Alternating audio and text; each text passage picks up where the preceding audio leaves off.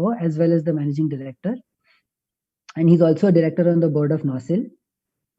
At Mafatlal Industries, since he took over the reins in early 2019, he has brought about a new sense of passion, direction, and aggression to a company which has already been running since about 115 years, right? And he has taken the company, expanded it into various businesses and opportunities beyond their core interests. And this has helped the company battle even these tough pandemic times.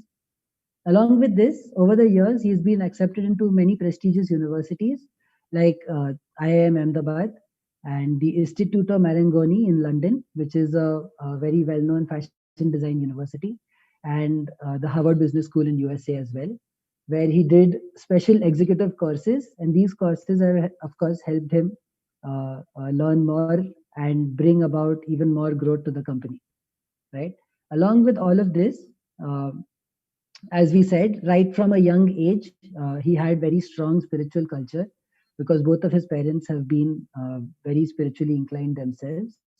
And because of this, Priyabrat himself, he spent many, like his formative years right from a young age, learning about the subtleties of life from persons who themselves have very deep spiritual practices, and many of them have influenced his beliefs and his faith very strongly, and they continue to mentor him even today, right? So as a young boy, Priyavrat had this fascination for music, right? And this allowed him to express his spirituality through singing and performing kirtans at various temples and gatherings. And eventually, this led him to form a band with his friends in 2007, right? This band was called Enchanters, and they performed for about 4 years from 2007. And during this time, they traveled all across India, um, performing this very unique kind of music of theirs, where they took, again, marrying the different aspects of their culture. Uh, they took ancient mantras from the spiritual books that we have and converted them into very new age modern songs, right, which would be relevant to the youth and to the younger generation. And this got them a lot of recognition and applause at that time. And along with all of this success in all these aspects, he's also been married since 2012. And now he and his good wife, they have three little daughters, who are 4 years and 2 years old. And they, of course, wish to raise them with similar values and principles as the parents had as they grew up, right? And make sure that their daughters also find the right balance in life and become successful like they have been. So, Hare Krishna, Priyabrat, thank you so much for taking out time and being with us today. Hare Krishna, thank you for having me over. I hope your family is doing great in spite of the pandemic and everything. Yeah, we're lucky. Things are okay. So thank you. Yeah.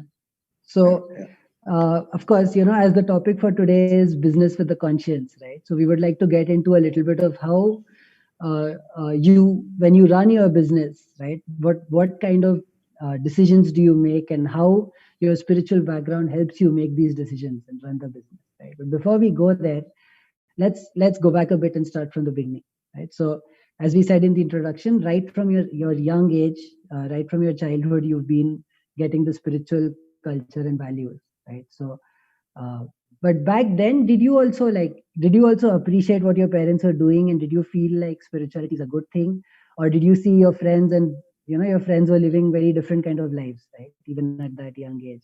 So did you feel restricted in any way, or did you feel like my parents have a lot of rituals? How was it? So I'll break this up into two. I think when I was growing up, obviously I didn't see it with the kind of if I can say maturity as I see it now. But I think, see, if it's important we kind of define what spirituality is, because for various people it means different things. For me, from what I've heard, from what I've learned, what I've experienced, what I've practiced, for me, spirituality is like a fruit, right?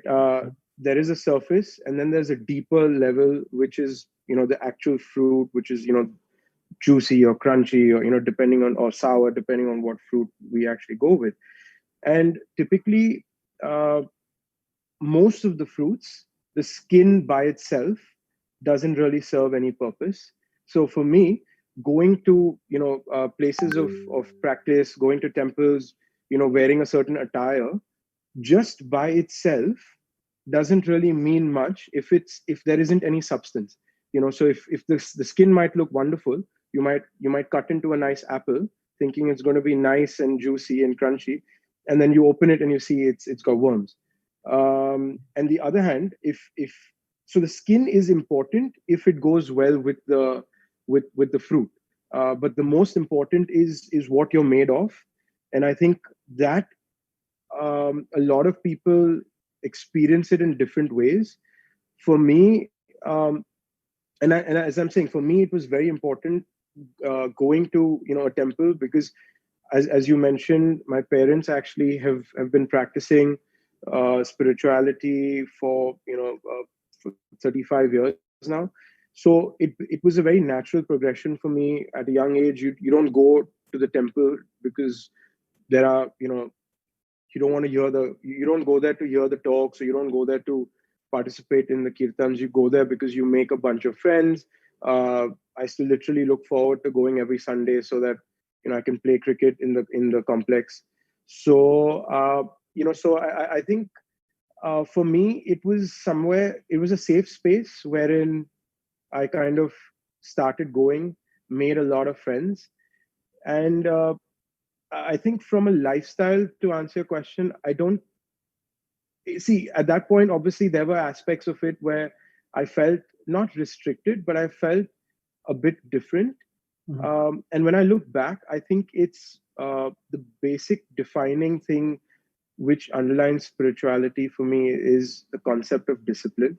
And I think we can touch upon that in more depth later. But I think just the element of having a discipline. When you're a child, you don't want any kind of discipline. You want to sleep when you want to sleep. You want to wake up when you want to wake up. So I think that's when I look back, I feel that a lot of what I've made of today is because of that discipline. And discipline doesn't mean rigidity. Discipline just means embracing a certain kind of order in your day, in your life, in your practice, and then just going with that. So Right. yeah, I don't think it was something restrictive. I didn't feel I was different from the perspective that I was missing out. Mhm. But yeah, there were times that you would have different kind of lifestyles. I'm actually really grateful that I've had parents who've themselves practiced this balance really well. So it was never one or the other. And I think balance again is something which is subjective. What's my balance may not work for you. It's not one size fits all. Mhm. So I think they early on realized that. So I'm the youngest of three, and they realize all three of us are very different people, and we all three have the right to have our own balances. So I think I was extremely grateful that I had parents who allowed us to find our own balance. Right, right. So I think one of the things that you said makes a lot of sense, that like spirituality is like a fruit, and the substance inside is what is much more important than just the practices that you do, right? Even though the practices are, the way you said, also important in terms of discipline. So still, maybe in the beginning for you, it would be more of the practices, right? So was there some particular incident or some teachings that you remember, right, which started getting that core of spirituality into your heart also, and you started feeling that, yeah, this culture and this lifestyle is something which I would like to do for myself also. I think it's a bunch of them. I don't think I wouldn't be able to pinpoint a single practice or a single incident. But for me, I think it was imbibed. And I think even going before my parents, my grandparents, they've been very strong Rambaks, and they've done a lot of work in Chitrakoot. And so I think the concept of being grateful, and I think the concept of wanting to give back uh, because we don't know why we're privileged, if I can Correct. call that, if I can use that word. uh, and I think that doing that without actually wanting to kind of stand out from the crowd and say, listen, I did that, I built that temple, I did this, I did. So it was so ingrained from my grandfather's time, and then to my father, and then to us. So I'd say it's a mix of what, the kind of DNA that runs from my grandfather. It was very big for him to do a lot but never get recognition. I think that came very naturally to him, and then that's how the family was kind of built. And mixed with as you mentioned, a lot of my mentors even today, monks who've kind of given their entire life to making the world a better place. And I still find a lot of, while I mean, on the face of it, there isn't much similarity probably, other than the lack of hair on the head. But I think I think on the way they lead their life and the way I probably lead my life have a lot of differences on again on the surface. But there's a deeper connect that we share. And I think even they spoke a similar language, just being grateful, being humble about the aspects, because it's what's ours today may not be ours tomorrow, and it wasn't ours yesterday. So I think it was a bunch of, it's a mix of the way my grandfather and my father instilled certain lifestyles and practices at home, merged with, as I said, going to the temple at an early age. Initially, you just go try and build a friend circle, play a lot of cricket. And then, slowly you start, everyone has a different kind of pull. For me, it was the chants, it was the kirtans, it was the great prasad. uh, i I mean, I can tell you a secret. I wasn't a fan of the talks. But it depends on what pulls you. And I think it was a mix of that kind of made me feel that, listen, this isn't something which, it's not some mumbo jumbo. I think this is something that's working for me. I feel a difference. I felt a difference as well. So I think that's it. It would be that. Right. Yeah. So again, it's the way you said, right? To because of this kind of a spiritual background and culture is what helps us, right? To be grateful for what we get, so that again we can grow it. And I guess Yeah. what I see coming out from what you said is that um, has that been what has helped you to also, take the uh, the business that your family has, right, and that enterprise, and look at it as something which is a responsibility more than just a privilege, the way you said, right? And has that helped you to, take it seriously and grow it as Almost definitely, because I think, am I audible again? Yeah. So yes, true. yeah, Yeah, technology, I sorry. think. Yeah, a little bit of a So technical glitch. Yeah. yeah, that's thing. So I think for me, work is like any other. It's any other occupation and any other relationship. Uh, you know, the roots, if they're strong, it helps us in any practice, whether it's having the privilege of running an organization, or it could be being someone like a sweeper at home. That's something I've learned from my grandfather, that there's no work that's big or small. And everyone, there's something to learn from everyone. So I think if the attitude is right, it's the roots that really help us. So I feel that um, it's every day is a learning curve for me. Every relationship is a new relationship that you make, whether on a personal front, on a professional front. And I think you've never entirely made it. It's every day you're trying to work on yourself. You want to be a better version of what you were yesterday. So I wouldn't say that it's helped me. I can say it's helping me, Right. because it's an ongoing process of wanting to ensure that the roots that that they're so ingrained in me, I use it in every relation, whether it's at work, whether it's at the end of the day, you're dealing with people. Whether it's different environments, but you're dealing with people. And if we try and deal with them with the sensitivity that we would like to be dealt with, I think then everything else is a detail. Whether you're at work or whether you're at home, or you've gone out with friends, those are just details. Then. Right. Mhm. So, so talking about your business, right? Yeah. Now that since it's been about a year or so that you've taken pretty much taken the responsibilities of running the company. So, how has it been for you? Has it been like a smooth ride so far, or considering the situation that we went through, have you had some kind of challenges? How's it So, been? as I mentioned, you're dealing with people. It's never a smooth ride, Yeah. whether it's at home or work. But I think that's the beauty about it. It's been absolutely fantastic. I couldn't be more excited about the fact that I got this opportunity, 2019, and very honestly, I wasn't ready for it. It fell on my plate literally the day before, so I had no time to Wow. prepare. uh, and it just kind of goes to show that you can't always plan for everything, and you have to learn to adapt. And I think the last 1.5 years, uh, while obviously I don't wish this, I mean, the pandemic that we're going through, I don't wish anything, you know I don't wish for it to kind of affect people, but the learning that I have got in the past 10 months, I don't think no business school, no mentor, no coach could have ever taught me that.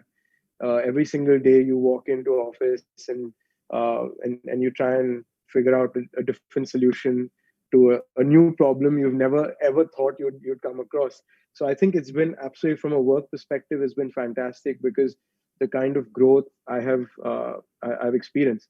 One of my mentors, Radhanath Swami, he often says that, and he said it when the lockdown started, and he said that we're going through unprecedented times, and unprecedented challenges, but that just means that you have unprecedented opportunities. So I think it's, again, how you look at it. And I think the last 10 months, from a work perspective, and a growth at work perspective, has been fantastic. So, but it's never a smooth ride. You have your ups, you have your downs. That's what makes it interesting. You don't want something that's just, who wants vanilla ice cream when you can have a nice sundae or something, right? With nuts and all of it. Correct. Yeah. Wow, but it's really great to see you being so positive about everything, right? And I'm sure all of us would hope that we can get such a positive outlook about challenges in our life. Um, so okay, so now that you've had like a year or so, and the way you said, going through all of these different kinds of challenges, which uh, again are not something that you could have planned or thought you would see, right? So um, do you feel that how do you like marry this kind of spiritual background that you have, right, on a ongoing basis, day-to-day basis, with like the kind of challenges and decisions that come in business? Do you feel like um, uh, this background has changed the way you would approach your business, if let's say, if you wouldn't have this kind of a background, but now that you do, right? And Yeah, if yes. most definitely. I think most definitely, because if I didn't have the kind of background I did, Mhm. I don't think I would be. I don't think I would be able to connect to my authentic self. And I think authenticity, irrespective of what field we're in, if we're not authentic, uh, it's going to crack at some point. And running an organization, I have to be my honest self.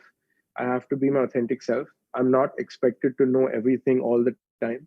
Right. So I think just the kind of background I've had, it's really helped me, and it continues to help me connect with that side of mine, which allows it allows a two-way communication. If I'm going to come into a situation very guarded, it's not going to allow you, however open you want to be, it's not going to help you, or it's not going to help us have a communication. So I think if you take that example into a larger kind of scale, I think this background's definitely helped me, as I mentioned, to be really authentic. B, I think the backgrounds help me understand intent. Why am I doing what I'm doing? I can easily, do it for the wrong reasons. And Yeah. the reason I've got air quotes is because it might be wrong for me. It may not be wrong for someone else. As I said, it's not one size fits all, but it may not go well with the ethics that I've been raised with. So if that's really clear, that I'm doing this, it's, as you mentioned, you used a really nice word. It's not a privilege to run this organization. It's not a privilege to employ so many people. It's not a privilege to do well. Uh, it's a responsibility. And it's my upbringing that helps me on a daily basis try and keep the difference between that responsibility and privilege. uh, so that's it's, as I said, every day is a new day. It's not like I walk into office with absolutely no with no problems, and I'm always the way we're speaking right now. But I think it's, if we intend to work on ourselves to be as true to what we are, I think then results will start showing. Right. And like if we talk about some values, so like you said, your grandfather had this particular kind of value set, which he also brought to the way he ran the business and the way he lived his life, right? So would you say that there are some kind of values which you feel are really important, and which you get from your background into your business, right? And try to implement these values in how you take decisions and the things you do, like, and what would these values be? Yeah, so I think those who followed my grandfather while he was, while he was around and while he was in business Mm. 2, 3, 4 decades ago, a lot of them would compare him and the time that he kind of, and the company and the organization that he built and the kind of external influence he had, they'd compare him to, the Ram Raj type of, and uh, if I have to be brutally honest, I think he was so true to what he believed in. Mm. If I can use the word, even fanatically, that if it meant that his company didn't do well, or was caused harm, but he wouldn't err from his principles and his beliefs. That's how strong he felt about it. I think 4 or 5 decades since, today we live in a world where uh, being spiritual or being having you know it doesn't mean we have to be soft. It doesn't mean that we have to be exploited. Mm. Spirituality doesn't mean exploitation.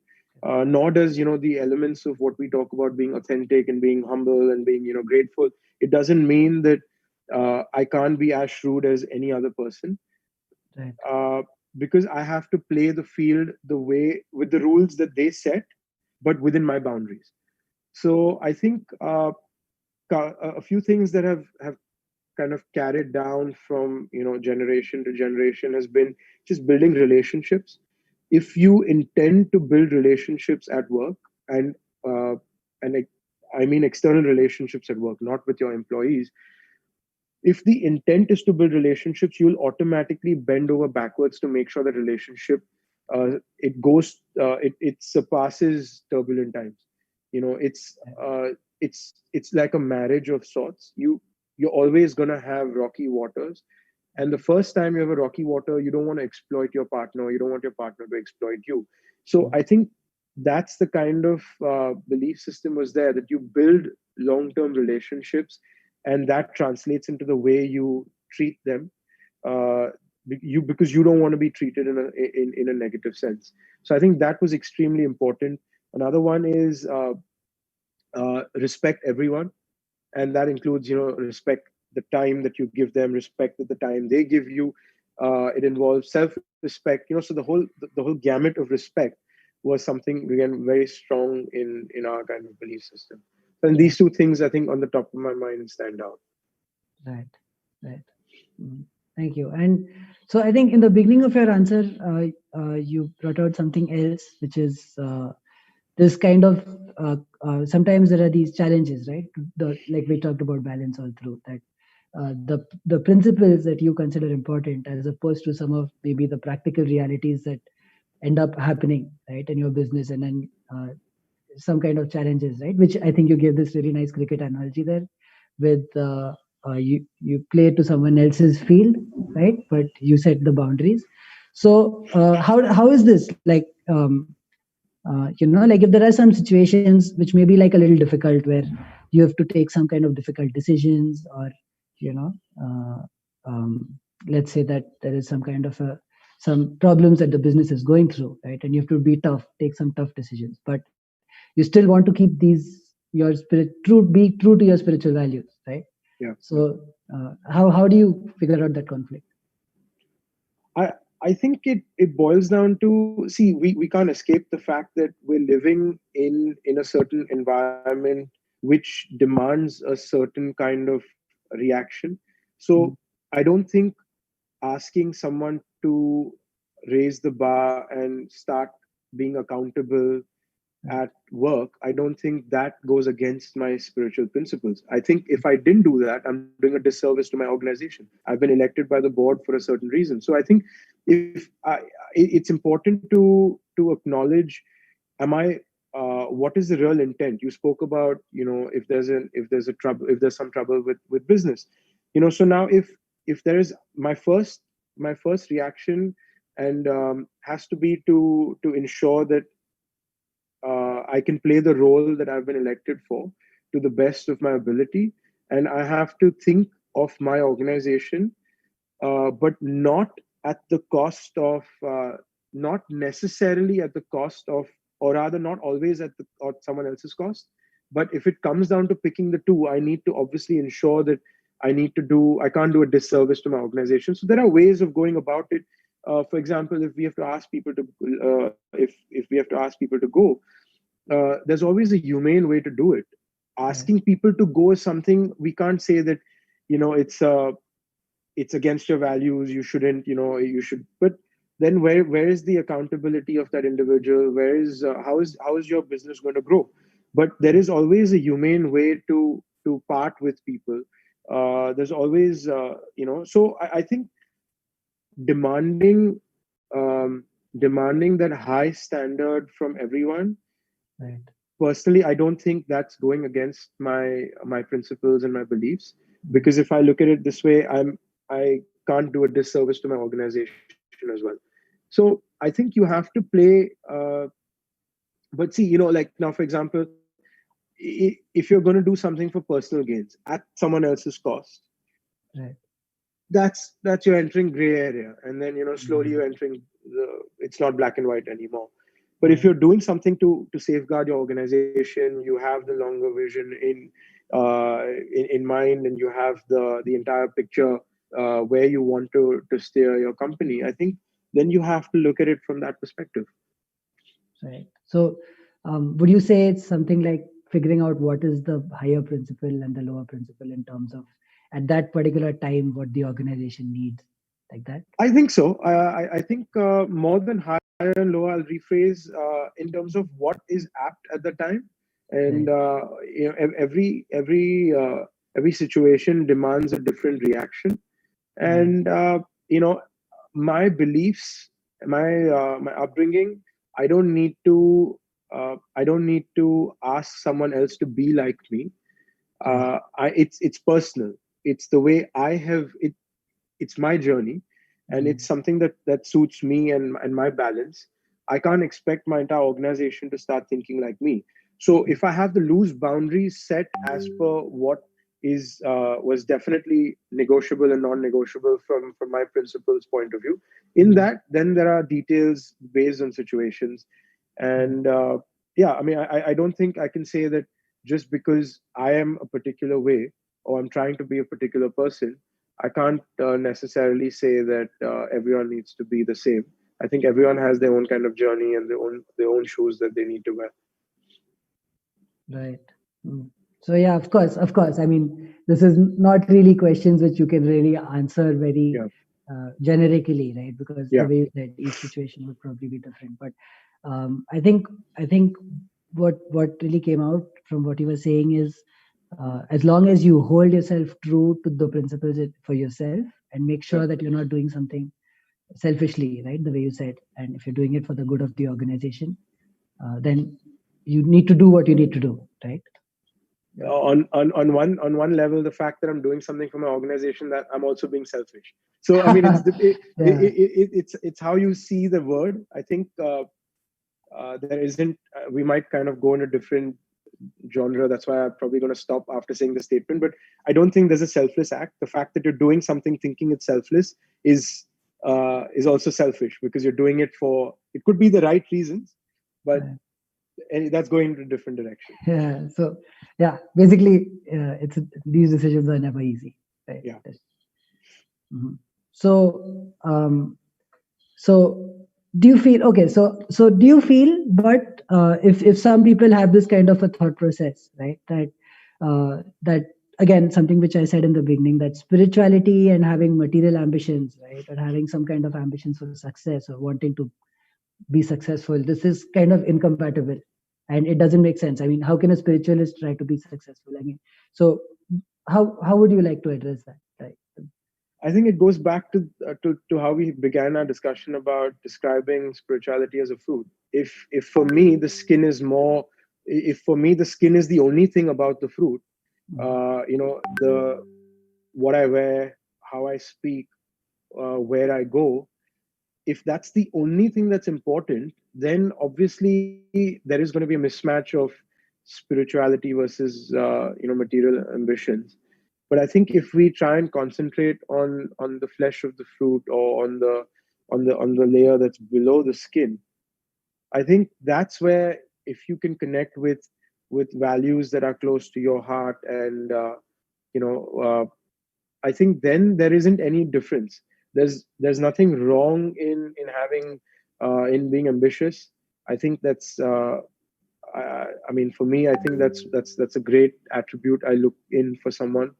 I want them to be ambitious. I want them to stand up, and I want them to take ownership of the direction we want to go in. But I think from my perspective, I think there's so much I can do to give back to society, and yeah, to society. Uh, so there's nothing wrong in being ambitious, having material desires from that aspect. So that I can also, I'm not doing it selflessly. I don't want to do it just to give back. But I think if I'm going to focus only on the way you know, which place of worship I go to and how many hours I spend doing that, and as I mentioned, that's important, as if it's in sync with the fruit.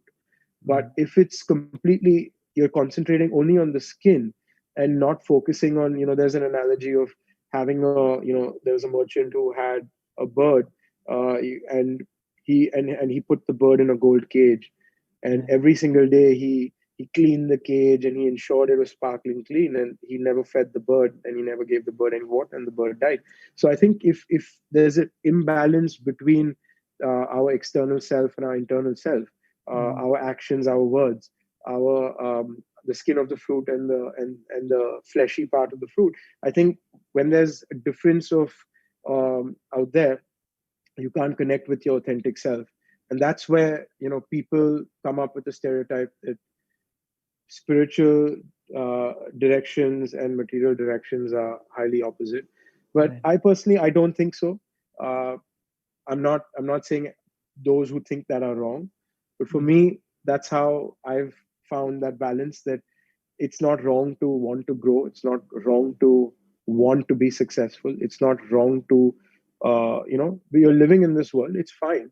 But as long as you embrace the fact that you also nourish the soul and the internal aspect of us. So I think for me, it's that stereotype doesn't, I don't believe in that stereotype, and that's the way I am. Those who know me personally or professionally, can say that I am what I am. I go to my board meetings with my tattoos, and I mean that I am what I am, right? I'm not going to hide it. Uh, that's me. I'm not advocating people to do it or not do it, but I'm saying that's, and I've found over, if you're consistent with what you do and how you behave, uh, that consistency, people who genuinely want to form relationships with us at a work level or a personal level, they see that consistency, and I think that's key. That's something I've seen in my father. I think if those who know him personally, professionally, doesn't matter, but for him, he's so consistent with every relation, be it the sweeper at home, be it another CEO of someone, global CEO, it doesn't matter. But he's been consistent, and that's something I hope to imbibe, consistency, and people see through that. Then Right. they believe that. So, just what I'm understanding from what you said is that if you build yourself around that spiritual core, right, then you would naturally stay true to it. And then even if you have your ambitions and your growth, you wouldn't go overboard in a direction which takes you away from that spiritual core, right? And then I think it's about, sorry to interrupt, but I think it's yeah, about constantly going back and connecting with your inner self. It's not that I mhm, found my inner self once and then that's it. Because right, we live in a world where you're always bound to be surrounded by temptations which will always test your boundaries, right, always. And I think that's why it's important to be surrounded by well-wishers and mentors who know us for what we are and what our true potential is, right, and they always ensure that you us that they keep you grounded, uh, and every time you feel, and the same with me. I think it's with anyone. There's always been incidents and situations where the boundaries have been really tested and your faith gets challenged, and right, that's when the closest people who've really seen your struggles and your accolades, they've seen both of it, they allow you to remain grounded. So I think it's important that you surround yourself with the right kind of people. right. Thank you. So, okay, so you said that we need to continually, right, periodically keep connecting with our inner Yeah. self, right? So, speaking about that aspect, considering how how much time and how much energy your business commitments and your family and everything must be taking, right? So, how do you find the time, right, in spite of uh, the vast amount of work which you have to do, uh, to take out this time for yourself and through whatever spiritual practices that you follow, take some time out and connect with your inner self. I think it boils down to, we touched upon the concept of discipline, and I Mhm. think it boils down to that discipline of day, that discipline of week, that discipline of, it just goes on, right? And um, you see every single CEO, global CEO, tycoon, they all have a disciplined lifestyle. Uh, I know so many waking up at 4:30. They'll work out. They'll they'll practice meditation. They'll they'll do some deep breathing. A lot of them connect with some things which are very normal for us, Indian practices, and which go back in Vedic times. And Right, it boils down to having a discipline internally and externally. So it's your discipline to the day and your discipline to your internal self. And for me personally, I think it's important. I try and have a routine. mhm, Obviously it's difficult. You have children, you have social commitments, you have work commitments. Um, so so it's not that I have a 7-day routine, but you try and form a routine that works best for yourself. And it starts from having a routine at night. It's when you end the night is when you can begin the day, and then that's how you kind of build a routine. What's worked a lot for me, I do a lot of meditation, I do a lot of chanting, especially in the early hours of the day, when there's I try, this is really hard, but I try not to, for the first 2 to 3 hours of the day, to access to go to any electronics. No phones, no iPads, no laptops.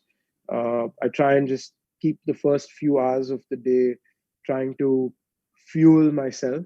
Because the moment you touch your phone, you check that one yeah, WhatsApp, that one email, and then the next 45 minutes you're just, and then before you know it, you're on Instagram, and it's 7 in the morning, and you've already been bombarded by so much.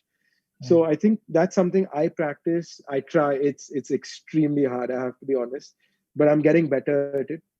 I'm getting better at it. That the first few hours, the last hour before I sleep, and the first few hours in the morning, I try not to interact with any external influences, external pieces of news, external pieces of, just concentrate on internal first, and right, then that moves into the fact that then I see my girls wake up. So that's again very important to me, balancing the family aspect, giving them right, that time. So I try my best, and then when my body and my mind is ready, then I try and then I tackle the world. And a lot of people, a lot of friends joke with me saying, what if you get an email in the night? I said, so what? I mean, an email can wait for 10 hours, right? It's not, nothing is going to be that. It's a state of mind. So for right, me, it's that discipline that when I was younger, I thought sometimes it wasn't something I didn't see it this way. when I look back, and when I take inspiration from so many great CEOs and entrepreneurs of the world, and they all start from a discipline, both externally and internally. And I think that's key. So spiritual practices, so it's like a stool that you sit on. You have three or four legs, and at any point you know consciously that your legs are going to always, you can't give equal amount of time to all. You have your physical self, you have your professional, you have your emotional self. So when I say emotional, I mean all relations, and your spiritual Right. self. And you know consciously that your stool is shaking, but as long as it's conscious, it's fine. The moment it becomes unconscious, it starts rocking, and then that's when you topple over. So I think it's just being a lot more present, just being in the moment, and trying to balance those legs of the stool at different times in life. The legs will always change. You can't.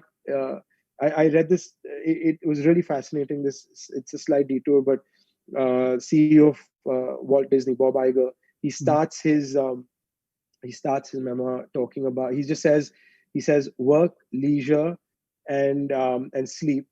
You can pick only two. And if you think about it, it's so true. I can't say I want to stay up and watch my football games and go out with my friends and get good sleep and work. And then if you extend it to what we're discussing, and have a good family life, and you can't do that. You have to see what's important to you, and you want to make sure that your stool doesn't go out of balance. Correct. Correct. Thank you. I think this was a really great answer. I mean, a couple of things that you said, like this thing about the last hour of the night is what governs when your next day starts, right? I mean, this is really important and something which all of us face, and something which we should all, I think, even not connecting with electronics so much, at least late at night and early in the morning, is something which we should all practice, I would say. So thank you. And yeah, of course, prioritization is key in life, right? And prioritization can come through discipline, the way you said.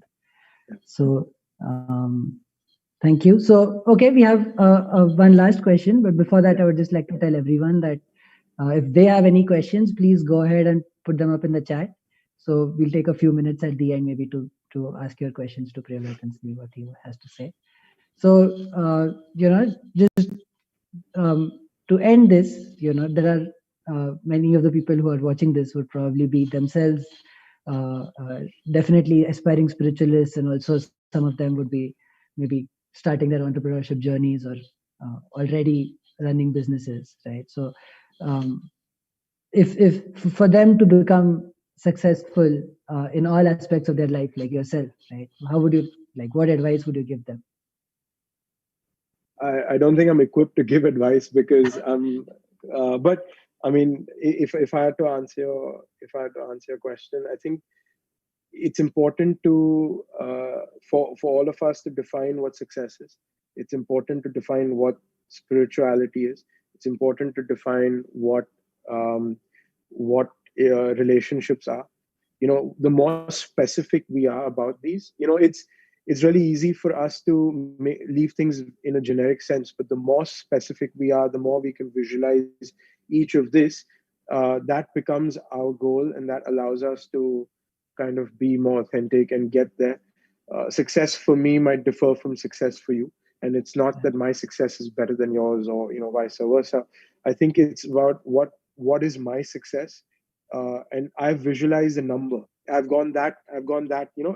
It's important that when you visualize that's your goal, you actually put a number, and then uh, some people may argue when you put a number, you're limiting yourself, but you constantly keep adding.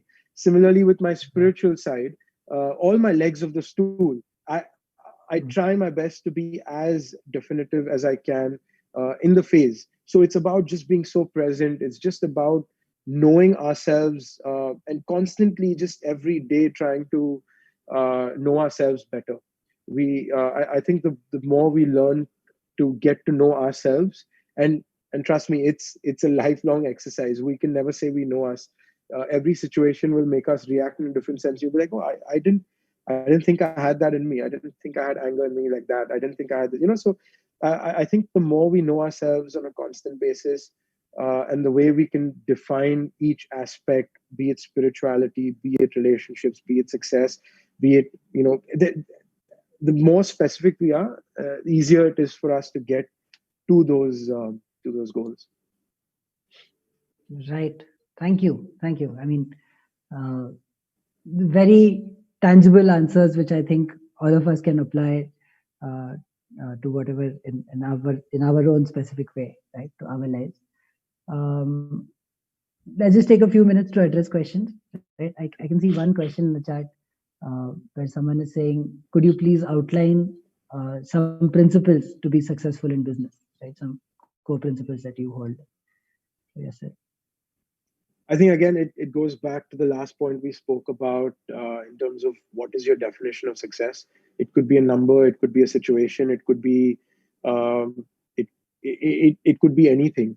And I think once we define that, it's about just being honest in evaluating ourselves to get to that definition of success. We all have our shortcomings, and it's absolutely fine as long as we acknowledge it and we accept it, acknowledge it, and then try and work on bettering ourselves and making our shortcomings into strengths. So I think there again. There isn't I can't give a generic answer because everyone's journey is so different and everyone's definition of success is so different. But I think it's just being so true to yourself and understanding that we all have shortcomings, and it's fine. It's fine to have shortcomings as long as we've accepted it, we've acknowledged it, and we want to work on them. The moment we're authentic, the moment we're true to ourselves, and then we set our boundaries. That these are the boundaries are non-negotiable for me, whatever that could be. And then I can't pinpoint saying that Viplav, your boundaries are too narrow. That's your journey, right? So, but whatever boundaries work for you, and then making sure that in that, ideally there should be no compromise, and then you surround yourself with the right kind of mentors, both at business coaches. I was very lucky to have a fantastic business coach over the last 1 year because, as I said, this role was so new to me. I didn't know who to go to. So she actually has helped me for the last 1 year. And again, I was very honest to myself, saying that, listen, I don't know, I don't know a thing about running a company. Where do I start? So I think it's about just accepting and acknowledging that we're human, we have our shortcomings, and let's try and work towards making them our strengths. Right. Thank you. Okay, we have another slightly interesting question that if you, but in your approach to spirituality, right, and if you compared it with your father and how he approached spirituality, and maybe we can even extend this to running the business, right? You must have seen some differences, right? So how did you manage those differences, or how did you align them? Oh, massive differences. I think if you extend it even to my grandfather's time, because I think situations are different, people are different, journeys are different. And just because my father could do something, or just because my grandfather could do something which came very organically and naturally to them, it doesn't mean I can, because then I'm not being authentic necessarily. If it comes naturally to me, if it's something I can imbibe, that's and if it's similar to the way they are, both at spiritual practices and at work, then that's probably a mere coincidence, or that's something you've learned from them, and it gels well with you. But I can't say that my in a practical sense, his shoe size and my shoe size are different. It's actually he has massive shoes. And I can't fit into that. So if I have to take that example into every aspect of us, I think what he's done is phenomenal. I think what's important for me is to learn what has actually made him the man he is, what's made my grandfather the man he is, and learn from that and try and put that into myself. So I take the best of that and then try and implement it as per my journey and as per my. And I'll be honest. I think I'll take a second just to explain this. When I started about 10, 12 years ago, when I started going to work, I would subconsciously or consciously try and do what he would do, or try and think the way he would think. And I realized I didn't have any originality. I wasn't being myself. And just because it worked for him, it doesn't mean it'll work for me. And similarly, just because I do something, it doesn't mean that because he hasn't done it, it's wrong. It's just it depends on your individual journey. And the moment I realized that I need to start expressing myself the way I am and learn from so many good things that they have taught me, or more than taught me, the way they've been. I think the best teacher is the way you when you visibly see your parents. Their actions speak louder than the way they teach you. And I think they've been so consistent both in their spiritual practices. Both my mother and my father have been absolutely incredible from their consistency, whether it's at home or whether it's at work. And I think just learning that and trying to implement it as per my journey, my personality, whom I am. When I found that, I felt liberated because I felt that I was actually being authentic. And it took me time to understand. So I think that's for me. It's not one size fits all. Right, right. Thank you. And maybe one last question. If you have to talk about some specific person, right, or people who in your spiritual practice you look at as ideals, right, that you would like to follow spiritually, who would these people be? So definitely my spiritual master, my guru Radhanath Swami. He's been incredible uh, from a role model point of view. And just the way I've been really fortunate to have spent a lot of time with him. So he's definitely someone uh, from a spiritual standpoint I look up to. I definitely look up to Gaur Gopal Das and another very close mentor of mine, Govind Das. They've practically raised me, and now they've known me for 3 decades. I think the three of them, and then at home, obviously, you have my father and my mother, the way they've been so consistent. So I think these 4 or 5 people are extremely instrumental in the way I would like to, or what I'd like to learn from. Every day, I'm trying to learn different things from them from a spiritual standpoint. I think all 5 of them have such different flavors. Again, they all speak the same language, but in different accents. And I think that's something I constantly try and learn from and want to improvise on.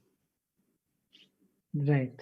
Thank you so much. I think there's just one more question which just came in, which I think it would be good to address. So, so someone is asking that they're a teacher, they're a school teacher, and many times they see students who come from business families, right? And because they don't have, like, let's say, a good spiritual culture and backing, sometimes this teacher sees that they take things very lightly and they don't value education, right? Yeah. And the teacher feels that they're not handling their inheritance very well. So they're asking that what would be your advice to these children, or as a teacher, Teachers are since meant to you've teach been us. there. I feel really apprehensive to tell a teacher what to do. Teachers are no, but uh, interesting. It's that's a tough one because if someone actually sees me, they may have that similar judgment about me. I don't know. I'm guessing, right? Some people may think that just because you and me are having a conversation around finding a balance, it doesn't mean that's how everyone sees me. I think that's what this gentleman or lady has written. I think that's very common. What we call as inheritance money, wherein you have a business family and you. Uh, I think from a teacher's perspective, uh, for teachers and parents are instrumental in making us who we are, and I think is just learning value of not just money. I think just learning value of anything, right? It could be food, it could be relationships, it could be money, and I think not taking it, you know, because as I mentioned, for me, it's ingrained the way I've seen people in my family that it's almost that this that I've been given, it's borrowed. Right. It's not mine, because till years ago I wasn't even here, and in some years I won't be there. So it's borrowed. I've been chosen to take care for the time I'm here. And I think if we view it as a privilege, we've spoken about privilege versus responsibility. And I think when we view money as a privilege, I think that's something which is unfortunate for, when we don't see the balance.